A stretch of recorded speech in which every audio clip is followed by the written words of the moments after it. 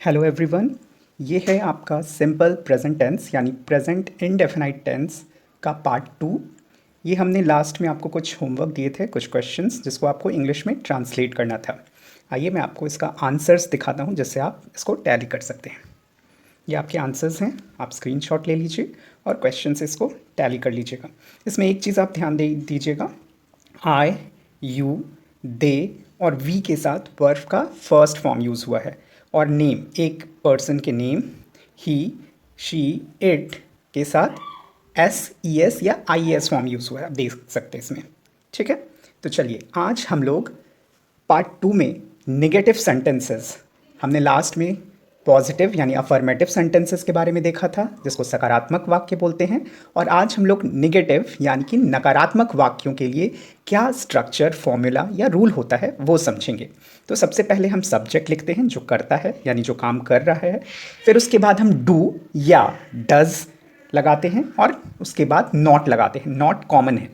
फिर उसके बाद वर्ब का पहला फॉर्म लगाते हैं।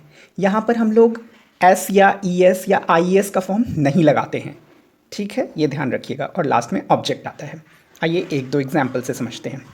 यहाँ पर देखिए पहले वाक्य में I, you, we, they, Aman and Nita यानी एक से अधिक नाम के साथ हमेशा आपका डू नॉट आएगा। ठीक है, ईट पास्ता, तो ये एक नकारात्मक वाक्य है जहाँ पर हमने आई, यू, वी, दे एक से अधिक नाम के साथ डू नॉट लगाया है। फिर उसके बाद हमारा वर्ब है ईट और फिर उसके बाद ऑब्जेक्ट है, और रेड से जो हाईलाइटेड वो आपके सब्जेक्ट यानी कर्ता जो काम कर रहा है। दूसरे वाक्य में देखिए ही, शी, इट और एक नाम के साथ हमने डज नॉट लगाया है, यानी कि सिंगुलर नंबर जैसे एक वचन कहते हैं और थर्ड पर्सन, ये सभी थर्ड पर्सन हैं, इनके साथ हमेशा डज नॉट लगता है। ठीक है, और प्ले देखिए हमने प्ले के साथ एस नहीं लगाया है, क्यों? क्योंकि मैंने आपको पहले ही बताया यहाँ पर वर्ब का सिर्फ पहला फॉर्म यूज़ होता है जिसमें एस, ई एस या आई एस का इस्तेमाल नहीं करते हैं। ठीक है, और कुछ उदाहरणों से हम इसे समझते हैं। ये देखिए पहला वाक्य आई प्ले चेस, ये एक अफर्मेटिव पॉजिटिव यानी सकारात्मक वाक्य है जिसको हमने निगेटिव यानी नकारात्मक वाक्य में चेंज किया है। यहाँ लाल से, रेड से जितने भी वाक्य दिख रहे हैं वह सभी निगेटिव सेंटेंसेस या वाक्य हैं। तो आई के साथ डू लगता है और नॉट सब में कॉमन है, तो I do not play chess. Do not को आप शॉर्ट में डोंट भी लिख सकते हैं, D O N then apostrophe T, don't भी लिख सकते हैं, दोनों का मतलब सेम ही है। ही गोज़ टू ऑफिस, ही के साथ डज लगता है, डज नॉट, या शॉर्ट में इसको हम डजेंट भी लिख सकते हैं। मैंने आपको बताया था गोज़ का गो हो जाएगा, V1 का फॉर्म हम यूज़ करते हैं विदाउट एस, ई एस या आई एस। दे के साथ डो नॉट आएगा, इट के साथ डज नॉट आएगा या शॉर्ट में doesn't. We sing a song, we के साथ डो नॉट आएगा। तो ये एग्जाम्पल्स से आप समझ सकते हैं किस तरह हम निगेटिव सेंटेंसेस में इस्तेमाल करते हैं। आइए एक वर्कशीट एक्सरसाइज के थ्रू हम इसे दोहराते हैं। पहला वाक्य देखिए, शी डू हर होमवर्क। तो यहाँ पर आपको क्या लगाना है, या तो डोंट लगाना है या फिर डजेंट लगाना है। डोंट यानी डू नॉट या फिर डजेंट यानी डज नॉट। शी के साथ आपका क्या जाएगा, डजेंट यानी डज नॉट, आप डज नॉट पूरा भी लिख सकते हैं या शॉर्ट में डजेंट। वी के साथ आपका डोंट या डू नॉट। यू के साथ डोंट। माई कैट्स, कैट्स से आप देखिए यहाँ पर एक कैट की बात नहीं हो रही, एक से अधिक कैट्स की बात हो रही है, तो डू नॉट या डोंट हो जाएगा।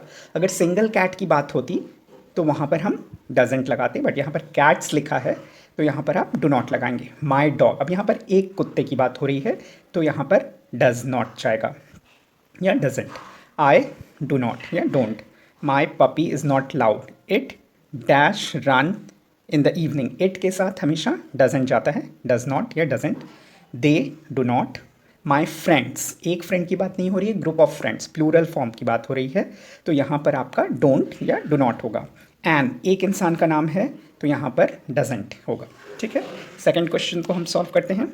आई के साथ don't, she doesn't, he doesn't. आप पूरा वाक्य पढ़ सकते हैं, मैं बस आंसर आपको बता रहा हूँ। They don't, we don't, you don't, these boys, अब एक से ज़्यादा बॉयज़ हैं, प्लूरल फॉर्म है तो यहाँ पर डोंट होगा। अगर दिस बॉय होता तो डजेंट होता।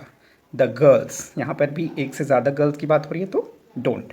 ठीक है, चलिए अब मैं आपको कुछ ट्रांसलेशन दे रहा हूँ जो सभी नकारात्मक वाक्यों के उदाहरण हैं। आप इनको खुद से ट्राई करिए और कमेंट बॉक्स में इसका आंसर लिखिए। इसका उत्तर मैं आपको नेक्स्ट वीडियो में दूंगा। I hope you understood. Thank you for watching. Have a good day.